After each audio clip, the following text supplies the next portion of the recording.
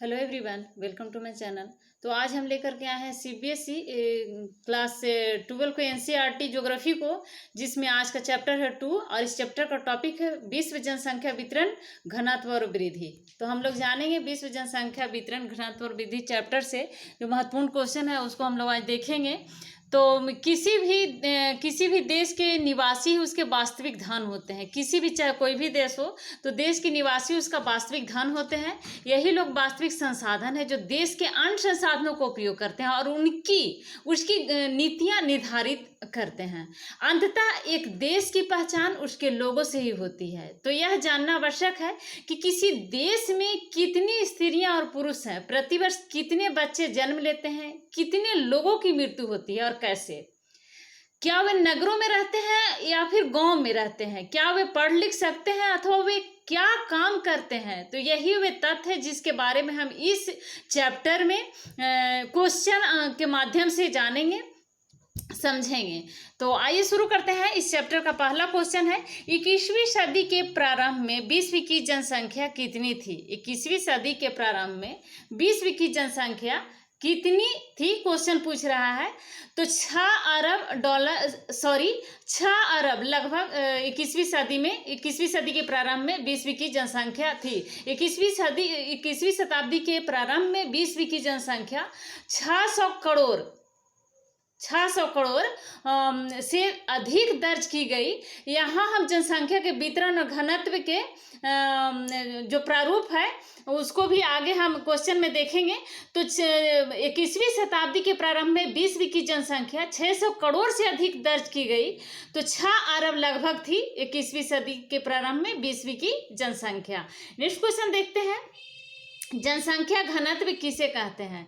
तो प्रति इकाई क्षेत्रफल पर निवास करने वाले व्यक्तियों की औसत संख्या को जनसंख्या घनत्व कहा जाता है। जनसंख्या घनत्व किसको कहते हैं, प्रति इकाई क्षेत्रफल पर निवास करने वाले, प्रति इकाई क्षेत्रफल पर जितना लोग निवास करते हैं, तो निवास करने वाले व्यक्तियों की औसत संख्या, जितने लोग निवास करते हैं प्रति इकाई क्षेत्रफल पर, उन व्यक्तियों की औसत संख्या को जनसंख्या घनत्व कहते हैं। नेक्स्ट क्वेश्चन है, विश्व में किस महाद्वीप में सबसे अधिक जनसंख्या वृद्धि दर पाई जाती है। तो क्वेश्चन है कि विश्व में किस महाद्वीप में सबसे अधिक जनसंख्या वृद्धि दर पाई जाती है। किस महाद्वीप में, महाद्वीप की बात कर रहा है। तो महाद्वीप आपको पता होगा कि विश्व में 7 महाद्वीप है, सबसे बड़ा एशिया महाद्वीप है। तो विश्व में इसका राइट आंसर हो जाएगा, विश्व में जनसंख्या सबसे अधिक जनसंख्या वृद्धि दर पूछ रहा है। तो वृद्धि दर, सबसे अधिक जनसंख्या वृद्धि दर अफ्रीका महाद्वीप में है। अगर देश की बात करें तो सबसे ज़्यादा जनसंख्या चीन में है और दूसरे नंबर पे भारत है।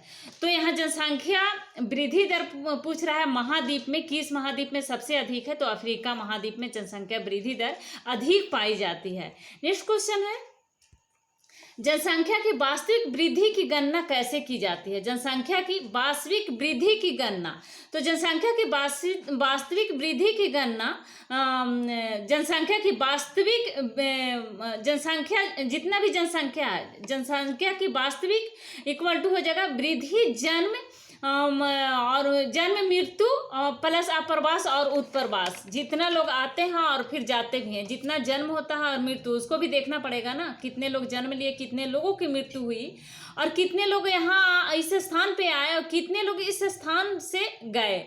तो ये सब मिला करके, इस सब को देख करके जनसंख्या की वास्तविक वृद्धि की गणना की जाती है। तो जनसंख्या की वास्तविक वृद्धि की गणना, जनसंख्या की वृद्धि कैसे होता है उसको पहले देखते हैं। तो समय के 2 अंतरालों के बीच एक क्षेत्र विशेष में होने वाली जनसंख्या में जो परिवर्तन होता है उसको जनसंख्या की वृद्धि कहा जाता है। जैसे एग्जाम्पल में ले लीजिए, भारत की 2001 की जनगणना को अगर हम लेते हैं तो 2001 की जनगणना 102.70 करोड़ थी और 2011 की जनगणना में 121.02 करोड़ में से अगर 2001 का जनसंख्या 2011 की जनसंख्या को अगर हम घटाएं, तब हमें जनसंख्या की वृद्धि दर, यानी 2001 की जो जितने जनसंख्या थी, तो 2001 में जनसंख्या थी 102.70 और 2011 में जनसंख्या थी भारत की 121. 0.02। तो दोनों को अगर हम घटाते हैं तब यह जनसंख्या वृद्धि कितना वृद्धि हुआ, तो वृद्धि हो गया 2001 का 1 से और 11 से तुलना करें तो जनसंख्या वृद्धि दर 18.15 करोड़ की वास्तविक संख्या का पता चलता है। तो इसको वास्तविक वृद्धि कहा जाता है। यानी 2001 में जो जनसंख्या थी उससे कितना वृद्धि हुआ, तो 18.15 करोड़।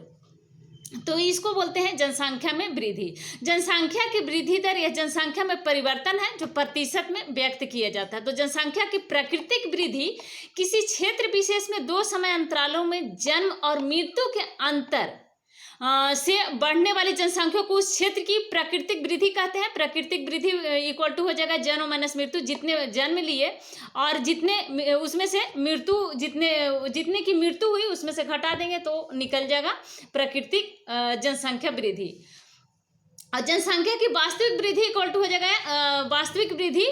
यह वृद्धि तब होती है जब वास्तविक वृद्धि जन्म माइनस मृत्यु प्लस अप्रवास माइनस उत्प्रवास, जितना जन्म लिया उसमें से मृत्यु कितना हुआ उसको घटा देंगे, प्लस फिर अप्रवास जितना यहाँ लोग आए और कितने लोग यहाँ से गए उसको आने वाले लोगों से जाने वाले लोगों को माइनस करेंगे तो उसका निकल जाएगा जनसंख्या की वास्तविक वृद्धि।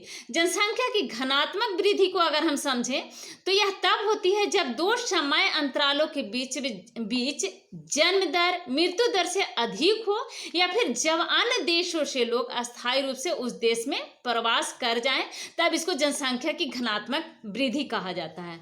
उसके बाद जनसंख्या की ऋणात्मक वृद्धि को अगर हम समझें तो यदि 2 समय अंतराल के बीच जनसंख्या कम हो जाए तो उसे जनसंख्या की ऋणात्मक वृद्धि कहते हैं। क्या कहेंगे?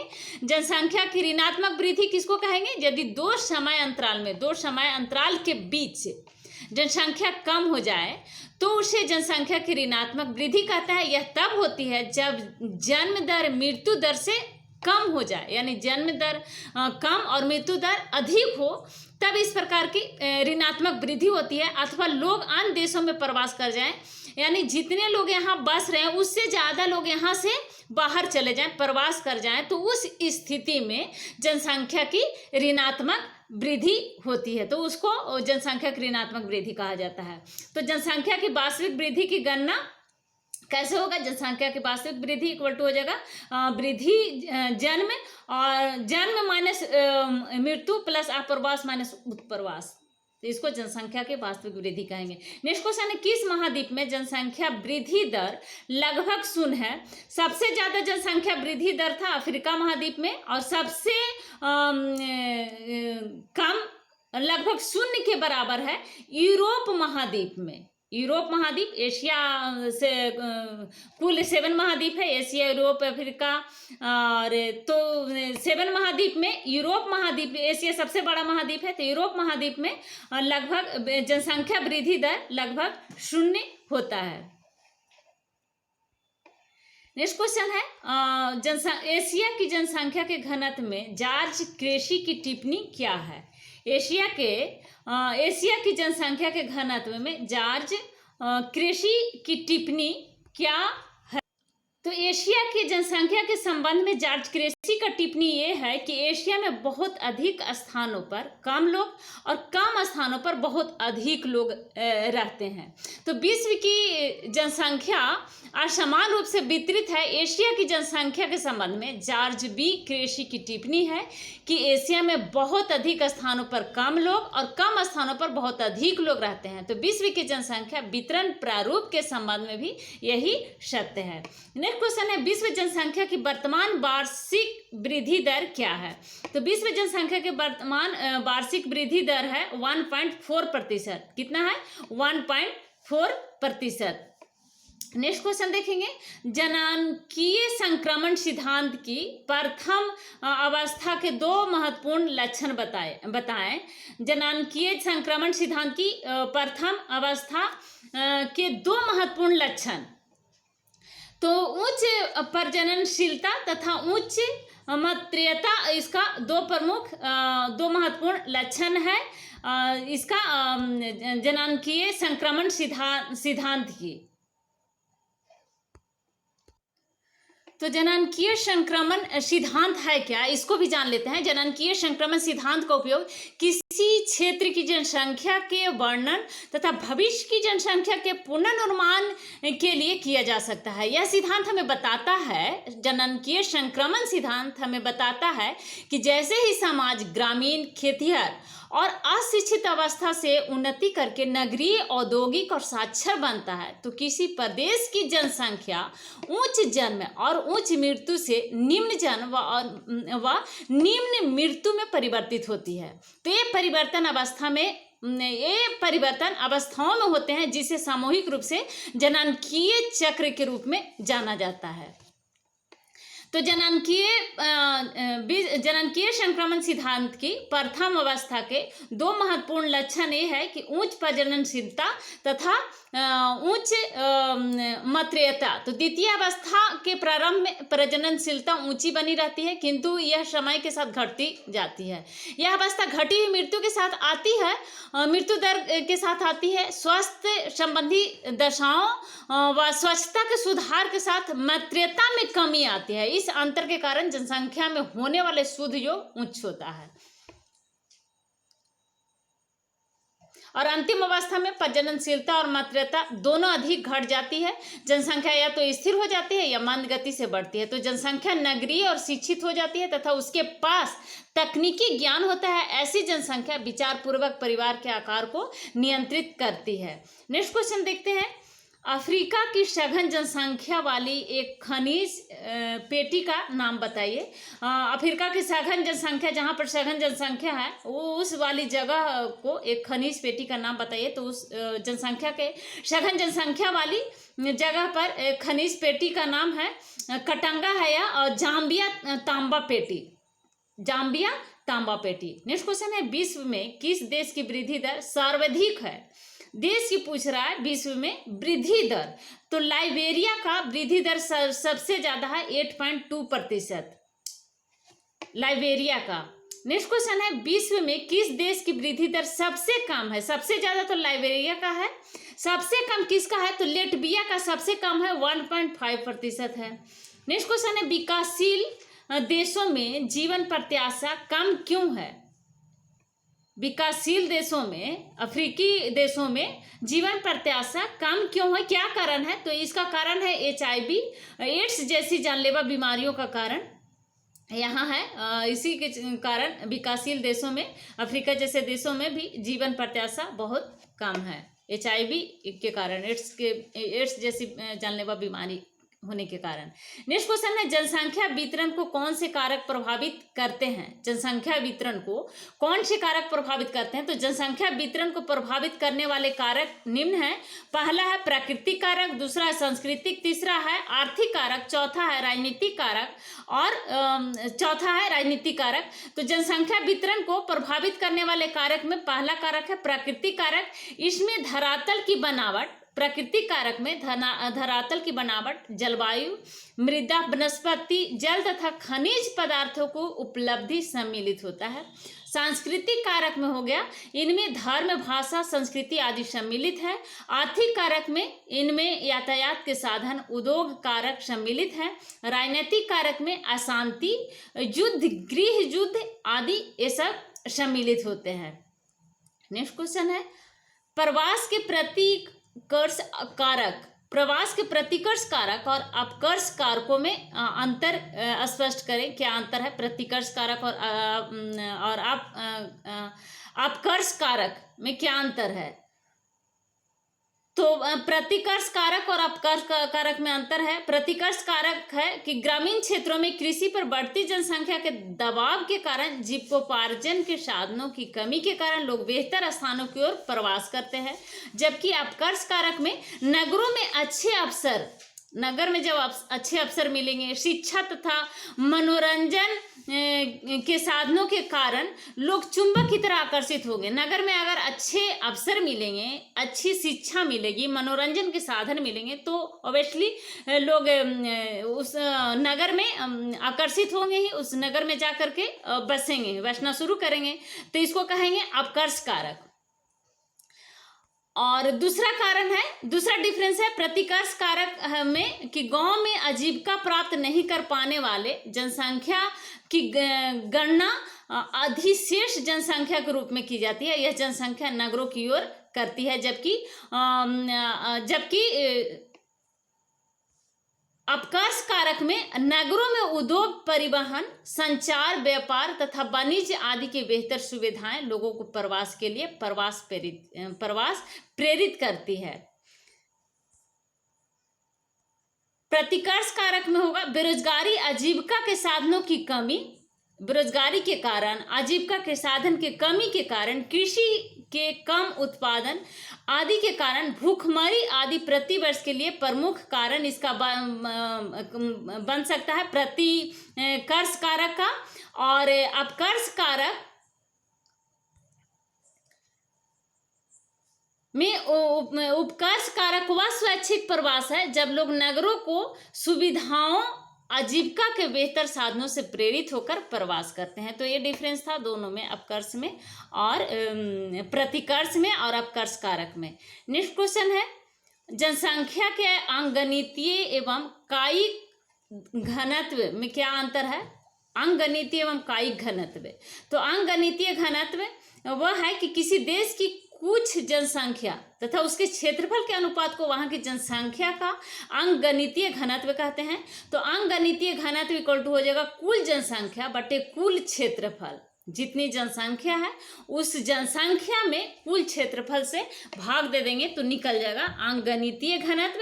जबकि कायिक घनत्व में किसी देश की कुछ जनसंख्या तथा वहां की कुल कृषि भूमि के अनुपात को कायिक घनत्व कहते हैं। इनमें से किसी के लिए अयोग भूमि को कुल भूमि में से निकालकर गणना की जाती है। कायिक घनत्व इक्वल टू होगा कुल जनसंख्या बटे कुल कृषि योग भूमि का क्षेत्रफल। जितने भी कृषि योग भूमि है उसका क्षेत्रफल से भाग दे देंगे कुल जनसंख्या में तो निकल जाएगा कायिक घनत्व। अंकगणितीय घनत्व में बेरोजगारी या जनसंख्या के संकेंद्रण की मात्रा को समझने का सबसे सरल तरीका है, जबकि कायिक घनत्व में देश की कुल जनसंख्या में कृषि के अयोग सभी भूमियों जैसे वन, चारागाह, दलदल, मरुभूमि आदि को कुल भूमि में से निकालकर गणना की जाती है। अंकगणितीय घनत्व में इस प्रकार के घनत्व द्वारा एक देश अथवा प्रदेश के भीतर जनसंख्या वितरण की असमानताओं को अनदेखा कर दिया जाता है। तथापि विभिन्न देशों की जनसंख्या विशेषताओं की तुलना करने की यह एक अच्छी विधि है।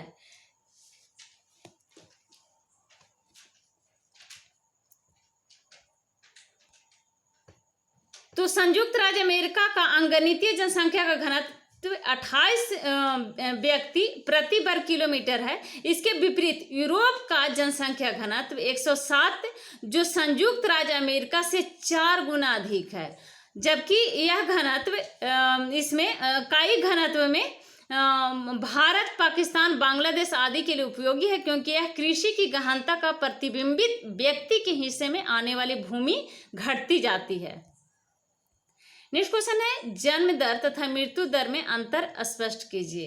तो जन्म दर तथा मृत्यु दर में अंतर है, जिसमें पहला अंतर है जन्म दर को देखते हैं। तो जन्म दर में एक वर्ष में जनसंख्या के प्रति 1000 व्यक्ति पर किसी देश में जन्मे जीवित बच्चों की संख्या की जन्म दर कहते हैं। और मृत्यु दर जनसंख्या के प्रति 1000 व्यक्ति पर किसी देश में मरने वाले लोगों की संख्या को मृत्यु दर कहते हैं। जन्म दर यदि अशोधित अनमंदर अशोधित मृत्यु दर से अधिक हो तो जनसंख्या में शुद्ध वृद्धि होती है। मृत्यु दर निम्न सूत्र में ज्ञात की जा सकती है, जैसे अशोधित मृत्यु दर इक्वल टू हो जाएगा मृतकों की जनसंख्या बटा जनसंख्या इंटू 1000 से इसको मल्टीप्लाई कर देंगे तो निकल जाएगा। जन्म दर की जानकारी किसी देश की जनसंख्या वृद्धि के अध्ययन के लिए बहुत उपयोगी है, जबकि मृत्यु दर की जानकारी, जैसे संयुक्त राष्ट्र संघ के अनुसार मृत्यु से तात्पर्य जन्म के बाद किसी भी समय जीवन के सभी परमाणु का अस्थायी रूप से लोप हो जाना, उसको मृत्यु दर कहते हैं। जन्म दर में तीव्र गिरावट और मृत्यु दर में तीव्र वृद्धि होती है तो जीवन प्रत्याशा में गिरावट आती है। जबकि उदाहरण के लिए किसी क्षेत्र को 5 लाख की जनसंख्या में मरने वालों की संख्या 5000 हो तो मृत्यु दर होगी। तो जन्म दर विकासशील देशों में अवशोषित जन्म दर अधिक है और विकसित देशों में अपेक्षाकृत बहुत कम है। मृत्यु दर की गणना करते समय सारी संख्या को सम्मिलित किया जाता है, परंतु जनसंख्या के विभिन्न आयु वर्गों में मृत्यु दर में भिन्नता पाई जाती है, इसलिए इसे मृत्यु दर कहते हैं। नेक्स्ट क्वेश्चन है, किसी देश की जनसंख्या तीव्र गति से बढ़ने पर वहां के आर्थिक विकास पर क्या प्रभाव पड़ता है? तो किसी देश की जनसंख्या अगर तीव्र गति से बढ़ेगा तो वहां के आर्थिक विकास पर, जनसंख्या की वृद्धि अगर तीव्र होगी तो तीव्र वृद्धि के कारण अनेक प्रकार की आर्थिक और सामाजिक समस्याएं उत्पन्न हो जाएगी, जैसे भोजन की समस्या। तीव्र गति से जनसंख्या की वृद्धि के कारण भोजन पदार्थों की आवश्यकता की पूर्ति कठिन हो जाएगी, तो इस प्रकार की समस्या पैदा हो जाएगी, भोजन की समस्या। भोजन लोगों को मिलना मुश्किल हो जाएगा सभी लोगों का। और दूसरा होगा आवास की समस्या। बढ़ती जनसंख्या के कारण अगर तीव्र गति से जनसंख्या बढ़ती रहे तो इस बढ़ती जनसंख्या के कारण निवास स्थानों को भी कमी हो जाती रहेगी। लाखों लोग झुग्गी तथा झोपड़ियों में, लाखों लोगों की झुग्गी और झोपड़ियों में निवास करना पड़ेगा। और तीसरा है बेरोजगारी। जनसंख्या वृद्धि के कारण अगर लगातार तेजी से जनसंख्या वृद्धि होती रहे तो बेकारी एक गंभीर समस्या के रूप में उभर कर सामने आई है। आर्थिक विकास कम हो जाने से रोजगार के अवसर कम हो जाते हैं और रोजगारों की संख्या बढ़ जाती है। और चौथा है निम्न जीवन स्तर। अधिक जनसंख्या के कारण प्रति व्यक्ति आय कम हो जाती है, इसलिए जीवन स्तर भी गिर जाता है। पांचवा है जनसंख्या का कृषि पर अधिक दबाव। बढ़ती जनसंख्या के कारण बढ़ती जनसंख्या को खदानों की पूर्ति करने के लिए कृषि योग्य भूमि पर दबाव बढ़ता जाएगा। और छठा कारण है बचत में कमी। जनसंख्या वृद्धि के कारण कीमतें बढ़ जाती है तथा बचत कम होती है। सातवां है स्वास्थ्य। तो नगरों में गंदगी बढ़ जाएगी, स्वास्थ्य और सफाई का स्तर भी नीचे गिर जाएगा। तो ये होगा अगर लगातार जनसंख्या की वृद्धि होती रहेगी तो आवास की कमी हो जाएगी, भोजन की समस्या पैदा हो जाएगी, बेरोजगारी पैदा हो जाएगी, निम्न जीवन स्तर हो जाएगा, जनसंख्या का कृषि पर अधिक दबाव होगा, बचत में कमी होगी, स्वास्थ्य भी नीचे गिर जाएगा।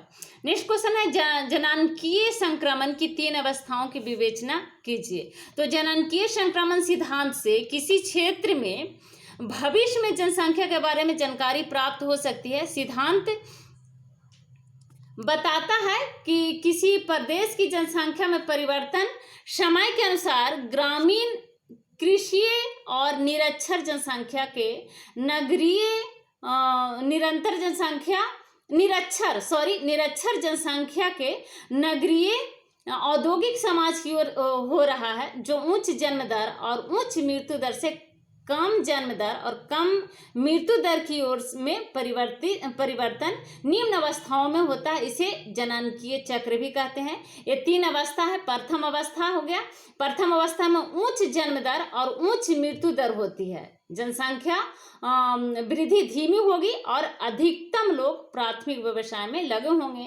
द्वितीय अवस्था में, इस अवस्था में प्रारंभ में उच्च जन्म दर में कमी होने लगती है, मृत्यु दर में भी कमी आ जाती है, इसी कारण से जनसंख्या वृद्धि कम होने लगती है। और तृतीय अवस्था है, इस अवस्था में, तृतीय अवस्था में जन्म दर तथा मृत्यु दर बहुत कम हो जाती है। जन्म दर भी और मृत्यु दर भी दोनों बहुत कम हो जाएगा, लगभग संतुलन की स्थिति में होगी।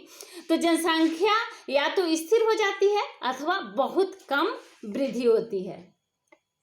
नेक्स्ट क्वेश्चन है जनसंख्या वृद्धि और ह्रास के परिणामों को समझाएं। तो किसी देश की जनसंख्या की वृद्धि वहां के आर्थिक विकास पर धनात्मक और ऋणात्मक दोनों प्रकार का प्रभाव डालती है। यदि किसी देश में जनसंख्या वृद्धि की दर निम्न हो तो राष्ट्रीय आय में वृद्धि की संभावना बढ़ जाती है। अगर किसी देश की जनसंख्या वृद्धि की दर निम्न होगा तो राष्ट्रीय आय में वृद्धि की संभावना बढ़ जाएगी, प्रति व्यक्ति आय भी अधिक होती है, देश के संसाधनों का दोहन आसानी से किया जा सकता है, जीवन स्तर उच्च स्तर का होता है, शिक्षा, स्वास्थ्य, संचार, व्यापार आदि की सुविधाएं का विकास होगा। और यदि जनसंख्या वृद्धि दर उच्च है तो राष्ट्रीय आय में वृद्धि की संभावना कम हो जाती है, प्रति व्यक्ति आय भी कम हो जाती है, रहन सहन का स्तर भी गिर जाएगा। जनसंख्या वृद्धि के कारण विकास का पूर्ण लाभ प्राप्त नहीं होता है। तो जनसंख्या ह्रास के परिणाम ये होगा कि देश के संसाधनों का पूर्ण उपयोग नहीं होता।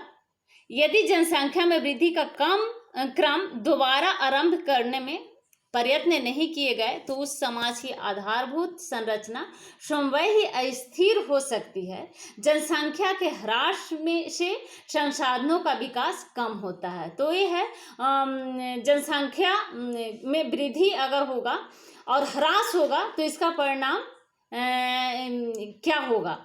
तो अगर जनसंख्या में वृद्धि होगा, वृद्धि दर अगर जनसंख्या में निम्न होगा तो राष्ट्रीय आय में वृद्धि की संभावना बढ़ जाएगी, प्रति व्यक्ति आय भी अधिक होगी, देश के संसाधनों का दोहन आसानी से किया जा सकता है, जीवन स्तर उच्च स्तर का होता है, शिक्षा, स्वास्थ्य, संचार, व्यापार आदि की सुविधाओं का विकास होता है। यदि जनसंख्या वृद्धि दर उच्च है तो राष्ट्रीय आय में वृद्धि की संभावना कम हो जाती है, प्रति व्यक्ति आय भी कम हो जाती है, रहन सहन का स्तर गिरता है, जनसंख्या वृद्धि के कारण विकास का पूर्ण लाभ नहीं होता। और जनसंख्या में अगर ह्रास होता है तेजी से तो देश के संसाधनों का पूर्ण उपयोग नहीं होता है। यदि जनसंख्या में वृद्धि का क्रम दोबारा आरंभ करने में प्रयत्न नहीं किए गए तो उस समाज की आधारभूत संरचना स्वयं ही अस्थिर हो सकती है। जनसंख्या के ह्रास से संसाधनों का विकास कम होता है। नेक्स्ट क्वेश्चन है, विश्व में अधिक जनसंख्या घनत्व वाले 4 प्रमुख क्षेत्र कौन से हैं? अधिक जनसंख्या घनत्व वाले 4 प्रमुख क्षेत्र पूछ रहा है। तो जनसंख्या घनत्व उन क्षेत्रों से अधिक होता है जहां अनुकूल पर्यावरण हो, उपजाऊ मैदान हो, अनुकूल जलवायु हो, औद्योगिकरण और शहरीकरण प्रमुख रूप से अधिक जनसंख्या घनत्व के लिए उत्तरदायी कारक है। उच्च जनसंख्या घनत्व वाले 4 क्षेत्र जहां जनसंख्या 100 व्यक्ति प्रति वर्ग किलोमीटर से भी अधिक है। तो पूर्व एशिया हो गया, पूर्व एशिया में चीन, जापान, कोरिया और ताइवान आता है, तो ये हो गया। और दूसरा है दक्षिण पूर्वी एशिया में भारत, बांग्लादेश, और उत्तर पश्चिमी यूरोप में यूके, फ्रांस और जर्मनी, और उत्तर अमेरिका का पूर्वी तटीय प्रदेश। तो ये 4 जनसंख्या घनत्व वाले प्रमुख क्षेत्र हैं विश्व के। नेक्स्ट क्वेश्चन है, मानसून एशिया में उच्च जनसंख्या घनत्व के कारण बताइए। मानसून एशिया में उच्च जनसंख्या घनत्व होने का क्या कारण है? तो इसका कारण यह है, इस क्षेत्र में चीन, भारत, बांग्लादेश आता है, जापान, सिंगापुर तथा इंडोनेशिया का जावा द्वीप प्रमुख है मानसून एशिया में उच्च जनसंख्या घनत्व वाले। तो इन क्षेत्रों में मिट्टी उपजाऊ है तथा वर्ष पर्याप्त मात्रा में हो जाती है। अनुकूल दशाओं के कारण चावल की 2-3 फसलें भी हो जाती है। अधिकतर जनसंख्या कृषि पर आधारित है। अधिकतर जनसंख्या उपजाऊ नदी घाटियों में ही केंद्रित है। कहीं कहीं तो जनसंख्या का घनत्व 400 से 800 व्यक्ति प्रति वर्ग किलोमीटर है, बहुत ही ज़्यादा है। नेक्स्ट क्वेश्चन है, विश्व में जनसंख्या वितरण और घनत्व को प्रभावित करने वाले कारकों की विवेचना कीजिए। विश्व में जनसंख्या वितरण और घनत्व को प्रभावित करने वाले कारक हैं। लोग ऐसे स्थानों पर बसना चाहते हैं जहां उन्हें भोजन, पानी, घर बनाने के लिए उपयुक्त स्थान मिल जाए। जनसंख्या के वितरण को निम्न कारक सम्मिलित रूप से प्रभावित करते हैं। इनको निम्न वर्गों में विभाजित किया जा सकता है, जैसे पहला है प्राकृतिक कारक, दूसरा है आर्थिक कारक, तीसरा है सांस्कृतिक कारक, चौथा है राजनीतिक कारक। तो प्राकृतिक कारक क्या है? तो ऊंचावच पर्वतीय, पठारी अथवा उबड़ खाबड़ प्रदेशों में कम लोग रहते हैं, जबकि मैदानी क्षेत्रों में लोगों का निवास अधिक होता है, क्योंकि इन क्षेत्रों में भूमि उर्वरा होती है और कृषि की जा सकती है। यही कारण है कि नदी घाटियां जैसे गंगा, ब्रह्मपुत्र, हांगहो आदि की घाटियां अधिक घनी बसी है और दूसरा है जलवायु अत्यधिक गर्म और अत्यधिक ठंडे भागों में कम जनसंख्या निवास करती है। ये विरल जनसंख्या वाले क्षेत्र है। इसके विपरीत शीतोष्ण जलवायु तथा मानसूनी प्रदेशों में अधिक जनसंख्या निवास करती है। तीसरा है मृदा। जनसंख्या के वितरण पर मृदा की उर्वरा शक्ति का बहुत प्रभाव पड़ता है। उपजाऊ मिट्टी वाले क्षेत्रों में खाद्यान्न तथा अन्य फसलें अधिक पैदा की जाती है तथा प्रति हेक्टेयर उपज अधिक होती है। इसलिए नदी घाटियों के उपजाऊ मिट्टी वाले क्षेत्र अधिक घने बसे हैं। और चौथा है खनिज पदार्थ। तो विषम जलवायु होने पर भी उपयोगी खनिजों की उपलब्धता से लोग वहां बसने लगते हैं। उदाहरण के लिए अगर हम देखें तो सऊदी अरब के भीषण गर्मी वाले क्षेत्र में खनिज तेल के मिल जाने से अधिक घने बसे हैं। कालकुड़ी और कुलगड़ी की गर्म जलवायु में सोने की प्राप्ति तथा अलास्का में तेल कुओं की उपलब्धता के कारण यहाँ अधिक लोग बसे हुए, सघन जनसंख्या यहाँ पे। और पांचवा है वनस्पति। अधिक घने वनों के कारण भी जनसंख्या अधिक नहीं पाई जाती है, लेकिन कोंधारी वनों की आर्थिक उपयोगिता अधिक है, इसलिए लोग उन्हें काटने के लिए वहां बसते हैं। आर्थिक कारक में हो गया परिवहन का विकास। परिवहन के संसाधनों के विकास से लोग दूर के क्षेत्रों से परिवहन के बेहतर साधनों से जुड़ जाते हैं। विश्व के सभी परिवहन साधनों से जुड़े क्षेत्र सघन आबाद है। नगरीकरण और औद्योगिक क्षेत्रों में उद्योगों और नगरीय केंद्रों की वृद्धि एक उच्च जनसंख्या घनत्व को आकर्षित करती है।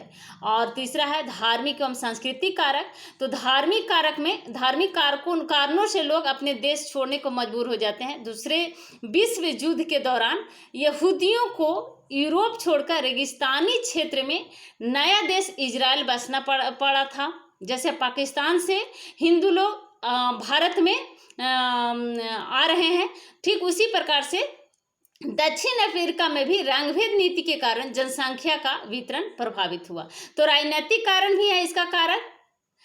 किसी देश में गृह युद्ध, अशांति आदि के कारण भी जनसंख्या वितरण पर प्रभाव पड़ता है। उदाहरण के लिए फारस की खाड़ी का युद्ध, श्रीलंका में जातीय संघर्ष आदि के कारण जनसंख्या का प्लान हुआ। तो ये राजनीतिक कारण है।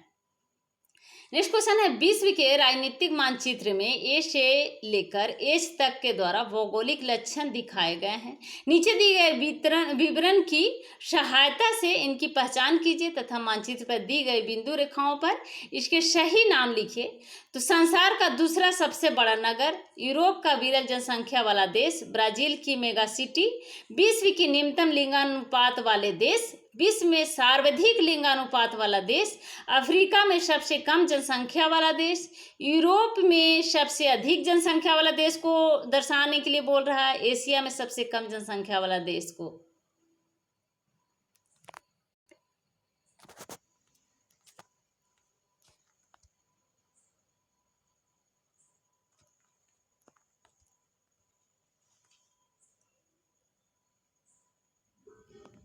तो इस क्वेश्चन को हम लोग दूसरे वीडियो में देखेंगे, क्योंकि इसका जो मैप है पूरा क्लियर नहीं आ रहा है, क्लियर दिख नहीं रहा है। तो हम लोग इसको दूसरे वीडियो में हम इस क्वेश्चन को सोल्व करेंगे। नेक्स्ट क्वेश्चन को देखते हैं। जनसंख्या घनत्व के आधार पर विश्व को विभिन्न क्षेत्रों में विभाजित करो। तो उच्च घनत्व वाले क्षेत्र 200 व्यक्ति प्रति वर्ग किलोमीटर। मानसून में हो गया एशिया, पूर्वी दक्षिणी व दक्षिणी पूर्व एशिया, उत्तरी पश्चिमी यूरोप, उत्तरी अमेरिका के पूर्वी तटीय प्रदेश। और साधारण जनसंख्या घनत्व वाले प्रदेश हो गया जैसे 11 से 50 व्यक्ति प्रति वर्ग किलोमीटर, एशिया हो गया और यूरोप हो गया। तो एशिया में पश्चिमी चीन और दक्षिणी भारत, यूरोप में नॉर्वे व स्वीडन। विरल जनसंख्या घनत्व वाले प्रदेश, एक व्यक्ति प्रति वर्ग किलोमीटर से भी कम, उसमें हो गया उत्तरी व दक्षिणी ध्रुव, उष्ण व शीत मरुस्थल, विषुवत रेखा के निकट उच्च वर्षा के क्षेत्र। नेक्स्ट क्वेश्चन है विश्व में बहुत अधिक क्षेत्रफल पर बहुत कम क्षेत्रफल पर बहुत अधिक लोग बहुत कम क्षेत्र पर बहुत अधिक लोग रहते हैं, तो उदाहरण सहित इस कथन की पुष्टि करो। तो विश्व में 10 सर्वाधिक आबादी वाले देशों में विश्व की 60% जनसंख्या निवास करती है। इसमें से 6 एशियाई देश हैं जिनकी जनसंख्या लगभग 300 करोड़ है।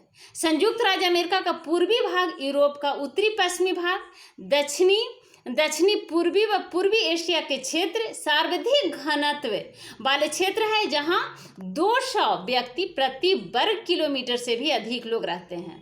उत्तरी व दक्षिणी ध्रुवों के निकट उष्ण नॉर्थ और साउथ पोल पे अगर हम देखें तो उष्ण व शीत मरुस्थल, यहाँ पर उष्ण और शीत मरुस्थल व अधिक वर्षा वाले स्थान का जनसंख्या घनत्व बहुत कम होता है, करीब 1 व्यक्ति प्रति वर्ग किलोमीटर से भी कम होता है। तो ये थे आज के हमारे विश्व जनसंख्या वितरण घनत्व वृद्धि चैप्टर से महत्वपूर्ण क्वेश्चन। तो अगर अभी तक आपने मेरे चैनल को सब्सक्राइब नहीं किया है तो प्लीज़ मेरे चैनल को सब्सक्राइब करें, लाइक करें एंड शेयर करें। Thank you.